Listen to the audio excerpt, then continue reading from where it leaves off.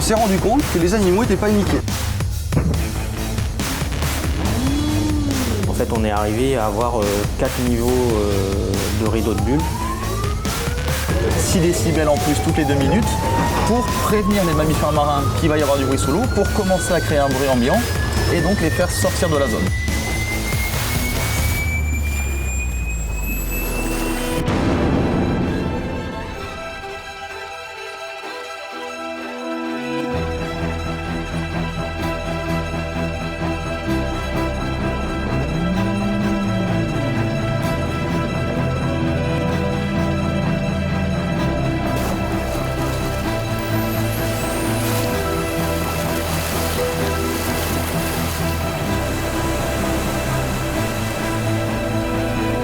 L'île de la Réunion est connue dans le monde entier pour l'incroyable diversité de ses paysages.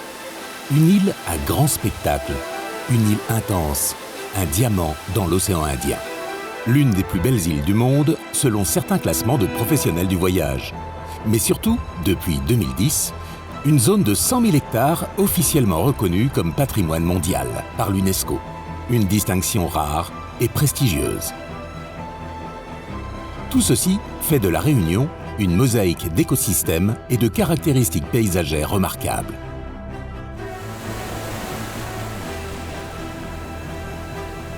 Mais voilà, l'île est habitée. Et les activités humaines ne sont pas toujours compatibles avec la défense de l'environnement. Comment assurer le développement économique et social de ces 850 000 habitants tout en préservant ce joyau de verdure exceptionnel? Il faut le vouloir, le décider et s'en donner les moyens. Sur le chantier de la nouvelle route du littoral, une décision a été prise bien avant la première pierre. Ce chantier devra être exemplaire, depuis sa conception jusqu'à sa réalisation. Un chantier exemplaire, c'est un chantier qui s'inscrit dans son environnement et qui le respecte. Une obligation morale vis-à-vis des générations à venir, car cette route sera toujours là, dans un siècle. Quels peuvent être les impacts d'un tel chantier sur son environnement? Pendant un an, bien avant le début des travaux, des scientifiques réunionnais et internationaux ont étudié et recensé les milieux naturels présents sur le littoral nord. Les principaux enjeux qui ont été identifiés au niveau de l'environnement sont d'une part la présence des mammifères marins, et notamment la baleine à bosse et les dauphins qui transitent aux abords du chantier. Et également tout ce qui est oiseaux protégés, type paille en queue ou pétrel. Côté falaise, des végétaux rares et des espèces animales sont présentes. Pas de problème, un chantier maritime n'aura aucun impact sur cet écosystème, contrairement à la route du littoral actuelle. Car pour protéger les automobilistes, il a fallu notamment ériger des boucliers métalliques anti-éboulement, avec bien sûr des mesures de protection et de préservation des espèces. Côté mer, l'impact est évidemment plus sensible. Deux principaux bancs coralliens qui se situent pour l'un au niveau de la possession, le banc des Lataniers, et un autre à proximité de la Grande Chaloupe, au niveau de la pointe du gouffre. Il est détecté une biodiversité marine exceptionnelle. Et puis chaque Réunionnais le sait, à la saison hivernale, le littoral se donne en spectacle. Les baleines à bosse ont leur résidence secondaire dans les eaux réunionnaises.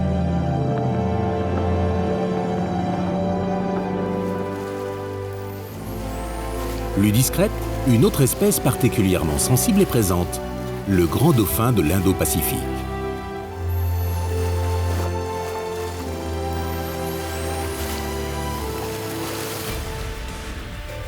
Il y a donc un enjeu écologique primordial sur la trajectoire de la nouvelle route du littoral.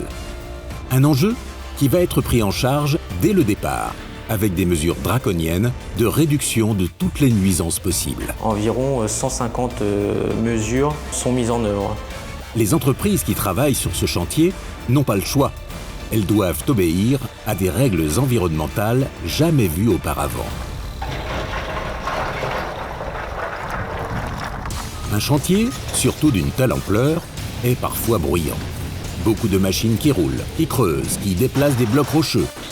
Le bruit peut avoir un impact important sur le milieu marin et notamment sur les mammifères qui ont l'ouïe très sensible. Le risque est de voir s'éloigner baleines et dauphins effrayés par des sons agressifs. Il faut savoir que dans l'eau, quand il y a des sons très très forts, notamment à cause de la marine, etc., on s'est rendu compte que les animaux n'étaient pas paniqués. Donc à l'image des chiens, des chats qui courent pendant le réveillon partout dans la rue, et ben, les dauphins, les globicéphales, les baleines remontent souvent du fond, paniqués, pour remonter dans une zone qu'on appelle une zone morte de son. Et du coup, ils font des accidents de décompression. Pour constater le niveau sonore, on place des micros, des hydrophones, près des zones où les travaux sont en principe les plus bruyants. En particulier non loin des digues, où circulent nombre d'engins. Donc il y a pas mal de sources de bruit. La mer n'est pas le monde du silence, hein. C'est un milieu assez bruyant. Vous avez le bruit des crevettes qui sont très très bruyantes, vous avez le bruit des galets remués par la houle. Surprise, si le bruit est important en surface, il ne se propage pas vraiment sous la surface de l'eau. Les mesures sont formelles. Il n'y a pas d'augmentation sensible et inquiétante du bruit naturel. Les relevés sont effectués par des organismes indépendants pour garantir leur sincérité. Et sincèrement, le chantier en général n'a pas d'impact dangereux pour les espèces marines. Un système très original va encore augmenter le niveau de protection des mammifères autour de points stratégiques. Là où la roche est fracturée, sous l'eau, par des explosifs non détonants. Au contraire d'une explosion, il est plutôt question d'une implosion. 2 mesures spéciales sont prises au moment de ces opérations délicates. Tout d'abord, la zone est survolée par un avion de reconnaissance. Vu du ciel, les dauphins, les baleines sont facilement repérables. La décision est très simple. S'il y a des mammifères marins à proximité, tout s'arrête sur le chantier. On attend que les spécimens s'éloignent. Là, ce que je suis en train de faire, je fais ce qu'on appelle un ramp-up. C'est une opération qui consiste à envoyer un son sous l'eau qu'on va faire monter progressivement pendant une demi-heure, 6 décibels en plus toutes les 2 minutes, pour prévenir les mammifères marins qu'il va y avoir du bruit sous l'eau, pour commencer à créer un bruit ambiant et donc les faire sortir de la zone.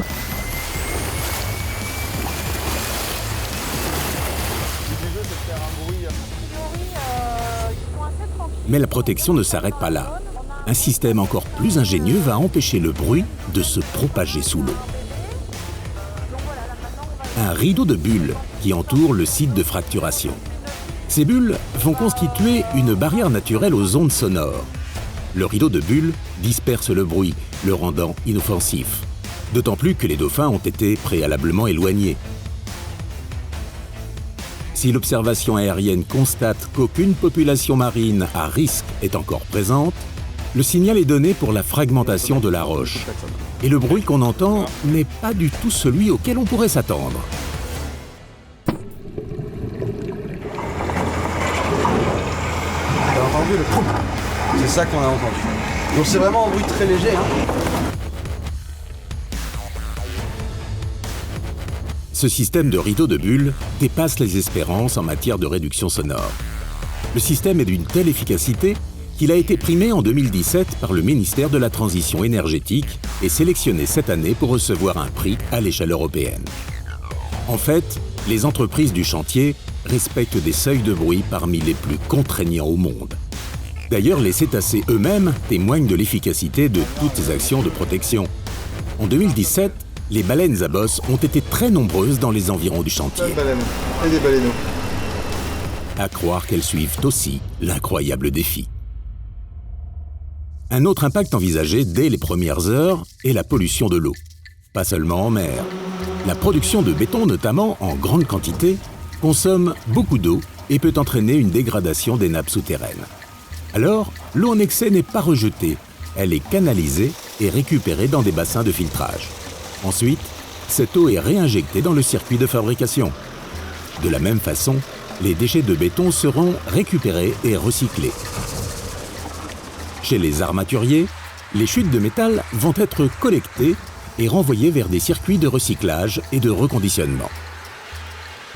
En mer, c'est le niveau de particules en suspension dans l'eau qui est surveillé de façon extrêmement rigoureuse. Les sédiments, c'est une pollution ce qu'on appelle minérale. Quand c'est déposé sur du sable ou dans le milieu marin comme ici, ce n'est pas très gênant.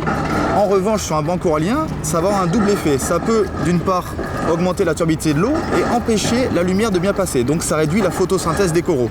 Des prélèvements sont effectués presque chaque jour sur les zones sensibles pour mesurer la quantité de particules. Plusieurs mesures à 3 profondeurs différentes du niveau de matière en suspension. On a une limite qui est dictée par notre arrêté préfectoral, qui est une limite à ne pas dépasser, qui est de 50 mg par litre de matière en suspension dans l'eau, et notre prestataire donc fait des analyses, fait des échantillons, ces échantillons partent en laboratoire et le laboratoire nous donne les résultats. Jusqu'à présent, après 3 années de chantier, toutes les mesures se sont révélées négatives, très en dessous des seuils établis selon des normes extrêmement contraignantes.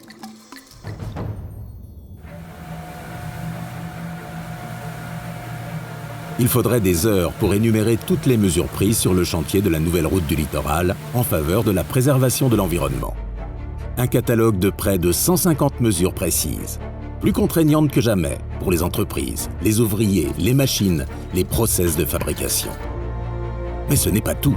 Il y a aussi les mesures compensatoires. Qui, elles, viennent, comme leur nom l'indique, compenser les impacts qui n'auraient pas pu être supprimés. Par exemple sur les mammifères marins, sur les espèces végétales remarquables telles que le bois de paille en queue, et également tout ce qui est oiseaux marins tels que pétrels de barreau ou paille en queue.